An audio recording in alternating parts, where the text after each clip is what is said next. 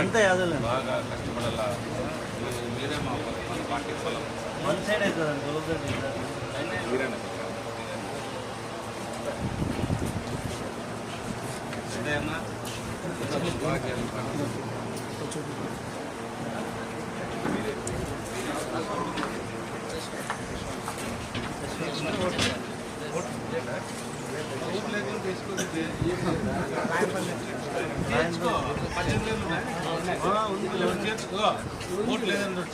వరకు ఉంటుంది చూడ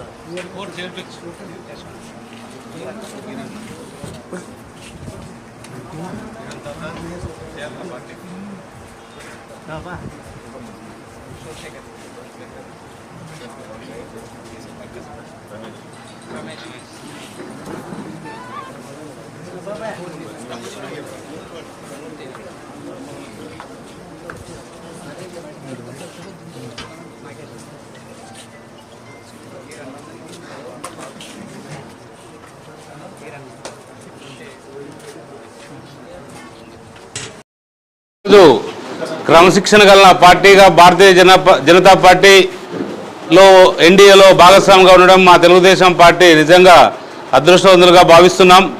ఎందుకంటే ఈరోజు మన రాష్ట్రం అభివృద్ధి కావాలంటే ఖచ్చితంగా మనకి మోడీ గారి సపోర్ట్ అవసరం. మనకు ఒక రాజధాని కూడా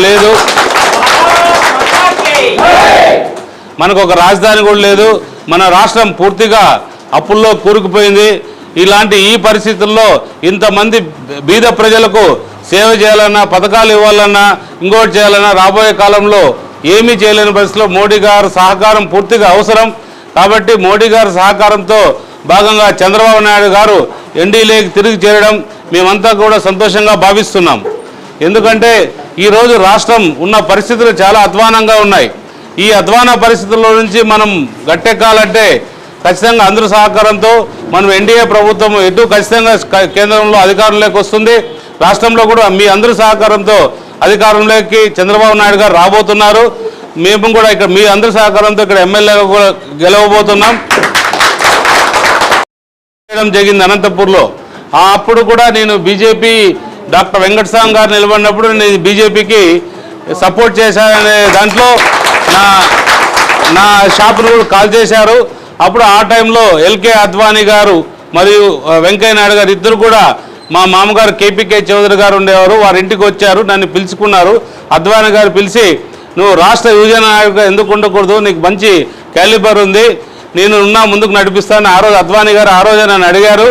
ఆ రోజు అంత చిన్న వయసులో ఎందుకో నాకు ఏదో అనిపించింది. కానీ బీజేపీ ఆ రోజు పరిస్థితి వేరు, ఈ రోజు ఉన్న బీజేపీ పరిస్థితి వేరు. వాస్తవంగా అంటే వాళ్ళకి ఆ రోజు కూడా ఎంతో క్రమశిక్షణగా ఉన్న పార్టీ అది.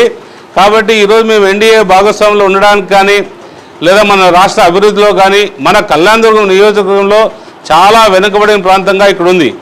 ఇది ఎంత వెనుకబడింది ప్రాంతం అంటే నిజంగా ఇప్పుడు మీకు ఆలస్యం కావడానికి మీరందరూ నన్ను క్షమించాలి.